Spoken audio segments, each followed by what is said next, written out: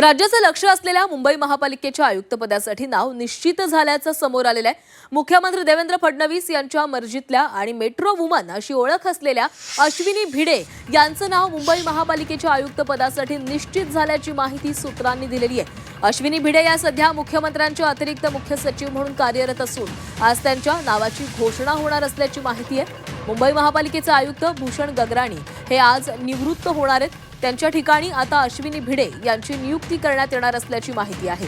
अश्विनी भिडे या 1995 बॅचच्या IAS अधिकारी असून याआधी त्यांनी अनेक महत्त्वाच्या पदांवर काम केलेलं आहे। मुख्यमंत्री देवेंद्र फडणवीस आणि उपमुख्यमंत्री एकनाथ शिंदे यांच्यामध्ये सोमवारी संध्याकाळी एक बैठक पार पडली। या बैठकीमध्ये 2 नावं होती, ज्यामध्ये असीम गुप्ता आणि अश्विनी भिडेंच्या नावाची चर्चा होती।